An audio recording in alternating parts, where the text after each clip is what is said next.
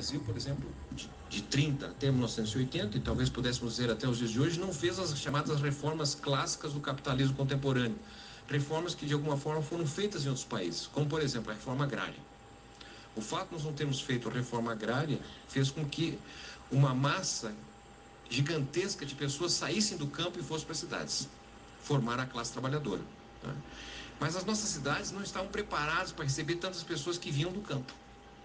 E o que aconteceu é que nós fomos, na verdade, criando uma vida urbana, né, que é um pouco retrato das nossas cidades, que são cidades, na verdade, apartadas, segmentadas, porque a população que vinha do campo chegava na cidade, os centros das cidades eram relativamente pequenos, e então o que aconteceu? A população foi sendo retirada, não é, colocada cada vez mais distante do centro, nas chamadas periferias.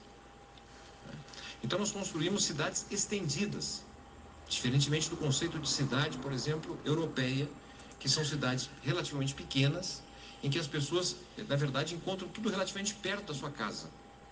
Tem a escola perto, tem o supermercado, tem o entretenimento, tudo relativamente muito perto, porque são cidades, né, relativamente concentradas, com alta densidade em poucos lugares. Nós fizemos cidades estendidas, e que torna, nos dias de hoje, ainda muito difícil administrar uma cidade, porque você precisa, na verdade, descentralizar escolas, né?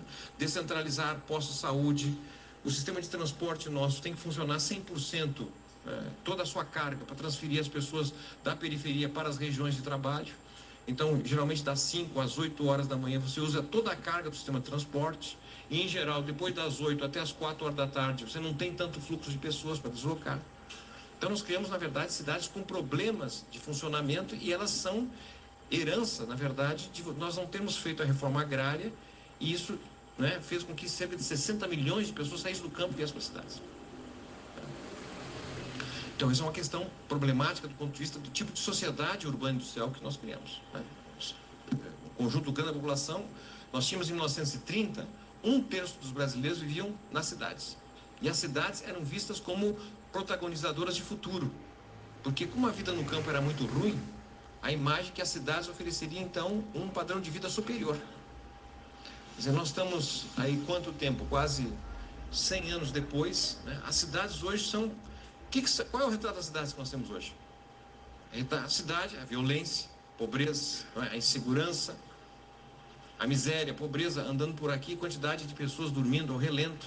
Então as cidades começaram agora também a ser problema. Aquilo que era uma grande aposta, esse projeto urbano que nós tivemos nos anos 30, né, falhou em alguma medida, e em parte tem a ver com o fato de nós não termos feito as reformas clássicas dos países contemporâneos, do capitalismo contemporâneo, como era a questão da reforma agrária. Não ter feito reforma agrária nos criou um problema grave do ponto de vista político. Por quê? Porque a reforma agrária ela é importante do ponto de vista de reduzir o poder dos proprietários rurais. O que acontece? Como nós não democratizamos o acesso na terra, né? Nós temos as eleições de 2014, por exemplo. Né? Nós somos um país que 86% da população moram nas cidades. Todavia, a maior bancada de parlamentares, deputados federais eleitos, foram eleitos pelo voto ou pelo interesse, ou estão vinculados, não é, ao agrarismo, ao agronegócio, se quisermos. Nós temos hoje 40 mil proprietários rurais que dominam 50% da terra agriculturável desse país. E eles elegem uma bancada de 200 e poucos deputados. Se a gente pegar o pessoal da agricultura familiar, que representa 60% da população, 6 milhões de pessoas da agricultura familiar, eles elegem 3 deputados, pelo menos elegeram na eleição passada. Então, o poder do dinheiro, né, faz com que nós tenhamos, não que os interesses agrários não tem que estar representados no Congresso, pelo contrário, tem que ter representação, mas o problema é que é uma super representação. Tá certo? É a maior bancada.